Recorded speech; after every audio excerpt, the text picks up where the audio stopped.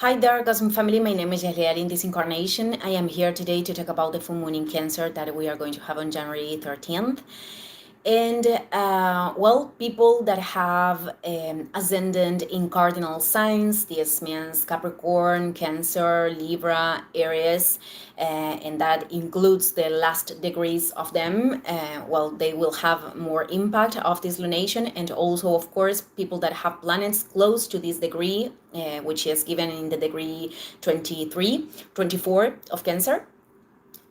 So 4 degrees before, 4 degrees after, people that have planets there will have an impact too. But we all have Cancer in some area of our natal chart, so this will have an effect for all of us. This full moon, it is given in a conjunction with Mars retrograde in Cancer that returned today, January 6th. That it is still creating an opposition with Pluto in Aquarius. This full moon is closing the cycle that we started on July 5th of 2024 with the new moon in Cancer at that time. So let's talk about the energy. Cancer, it is ruled by the moon, so it speaks about our emotional world, our internal world, the physical home, and also the symbolic one that we can construct. It speaks about nutrition, emotional nutrition, and in all levels, how we experimented our familiar core when we were children, represents the archetype of the mother, and no matter how was that relationship, how was that bond, because the seven the contention and the emotional security, I'm mixing the languages, it is something that obviously can give also the father. We are talking about an archetype, so the relationship that we had or we didn't have, it is going to condition what we do and what we are as adults until we can bring to light many of those patterns. And this is about putting consciousness on our acts in the present moment. So that's why in the family constellations, I think it is called like that in English, it is spoken a lot about taking the mother, taking the father, because taking the mother, it is taking the life, and taking the father, it is taking the sustain and our way to walk in life, to move forward, our capacity to do so. The mother is the portal through which we enter in life. And again, without caring what they were or who they were, if there were experiences, painful experiences that we have the tendency to reject, to judge excessively, we are going to have the tendency to repeat them or to project them as a compensation. For example, if someone had a mother that had emotional distance, wasn't able to offer that quality of nurturance of the mother because of many reasons. This could happen. Many people experienced also very tough situations in their childhood. So that excessive judgment that we could put could make that then later, when we are adults, at the time that we need to create our own relationships, we could give too much to compensate that. We could overprotect other people, even our own children, and that doesn't allow them to grow. So this could also produce emotional distance or uncomfortable experiences with other women. So both the absence and the excess of control or presence are imbalances. And here the important thing is that we chose the imbalances that we need to transit. And even though we can put the intention to be more aware and put consciousness in the things that we are doing in relation with the previous generations, this is not a competition with our ancestors. And here there is no pretension of perfection. It is not a possibility even. It is just simply bringing light to our actions, understanding that there will be things that we are going to do wrong. That is part of being a human. So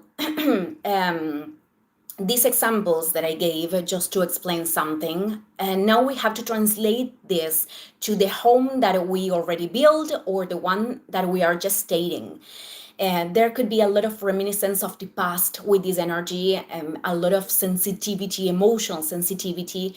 Many people could experiment the energy of Cancer with a lot of melancholy, this desire of returning to old times or other lives even. So it is important to remember that this is the most important moment, the most important incarnation. And here necessarily there is something that we need to transform, to do differently and with a greater consciousness.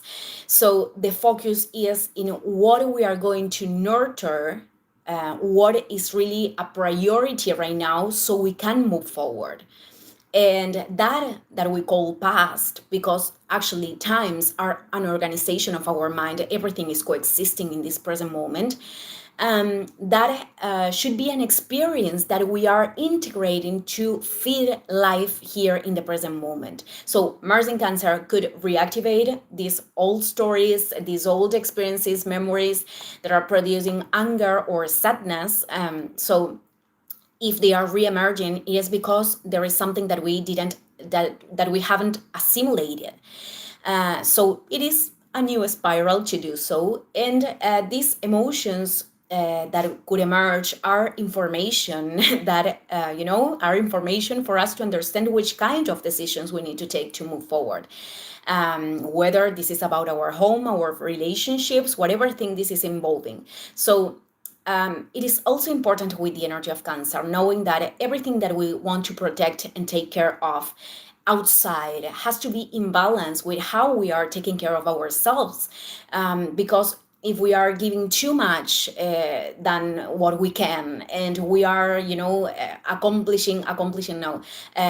taking the place of the mother or the father to with our partner, our friends, or even our own parents, that is preventing them from growing. And also, it is also important to understand or to bring to light if we are allowing that other people is doing that with us. But what I'm trying to say with this is that all of this is a pattern. It is coming from patterns of the past, of past experiences. So feeling not comfortable with that, it is a good signal. That means that there is something that we need to change. And another signal is that things aren't moving or improving. Mars retrograde, it is about reviewing things. But obviously, if there is something that we have sustained for many years, or or enough time, and we are not seeing any improvement, then, well, that is a signal that we need to change something. So this applies to many things, and it is also important to understand that there could be people that put a lot of focus in their projects but no attention to the relationships that they really care. So there is also a rebalance to do there. Each one will know inside which is the vital thing to attend right now. So the moon, Mars, and the sun are, all of them are in a harmonic aspect with Neptune in Pisces. Neptune, it is an important planet in this lunation. So this means that decisions are going to be revealed. We're going to illuminate the decisions that are contributing to all of us, because every time that we are listening to our soul and we are deciding from that space, that has an impact, a positive impact in the environment too. So these aspects are also telling us that there is a process of acceptance.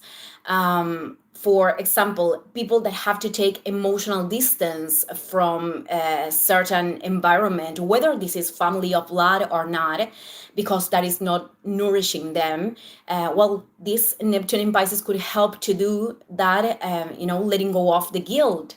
It is also a transit to forgive, to liberate ourselves from stagnant emotions and to continue. Forgiving is not tolerating what we feel that we don't have to tolerate. but it is letting go of to move on.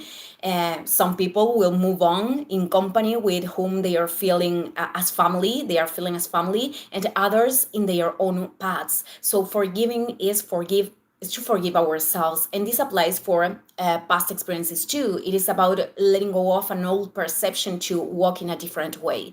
So the moon and the sun are also creating harmonic aspects with Uranus in Taurus. The moon, it is creating a sextile, and the sun a trine. Uranus retrograde in Taurus. So this is a very, very positive aspect, because the tendency of Mars in Cancer and the energy of Cancer in general is to sustain what is known, what is familiar, even if it is uncomfortable, limiting, or it is keeping us away from feeling plenitude or coherence. So that is the shadow of this energy. And this aspect, it is an impulse that we can take to produce that liberation, to change the basis of something that perhaps gave us stability, but right now we are feeling that is stagnant, that the energy cannot circulate.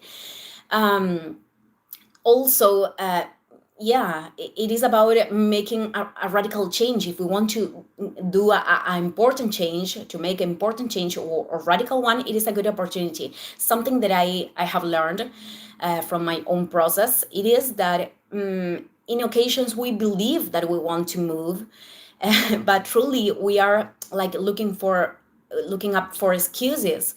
It is like we are limiting ourselves because there is an unconscious benefit in those situations. Perhaps when we are giving too much energy to other people, that gives them like the secondary benefit of feeling needed, even if that drains my energy. So here it is important to observe, of course, to bring to light, to bring to consciousness. Full moons are this process precisely, and to understand that the true security, emotional security of Cancer, it is to sustain ourselves, to accompany ourselves through the constant change, because change it isn't something that we can avoid.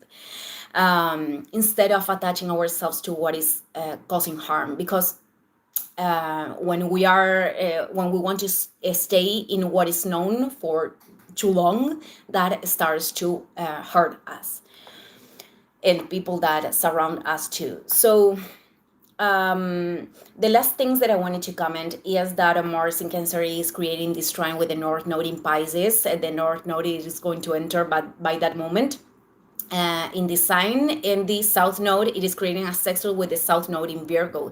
So this activation, it is talking about, it is saying that from the culmination of whatever thing it is culminating right now, or we are bearing with this full moon, if we can listen to our soul at the time to make a decision, we are opening our way to a higher connection with ourselves and with experience. And it is also opening the way to our dreams, to the potentials that require our action to be created. So this also makes easier in a certain way to transcend the excuses, to look for the excessive detail, the imperfection, the excess of planification, very associated to the South Node in Virgo, that is creating obstacles in the process. The last two aspects that I wanted to mention, I'm going to do a specific video talking about Venus and Saturn, but by this moment, Venus in Pisces is going to be in a square with Jupiter retrograde in Gemini and in a conjunction with Saturn in Pisces. So this reinforces that big dreams require now decisions in coherence with ourselves, choices that respond to our an inner connection, and not to wanting to escape of the things that we need to face, or the focus on projections that are not connecting with the possibilities. Truly, it is about imagining and dreaming, but not doing anything with the possibilities that we do have now. This applies for resources and also relationships. In terms of relationships, it is also important to accept other people. I mean, we can communicate the needs, we can communicate things that we want to apply to improve relationships, but we cannot force other people to change. So it is about accepting who they are and taking our decisions.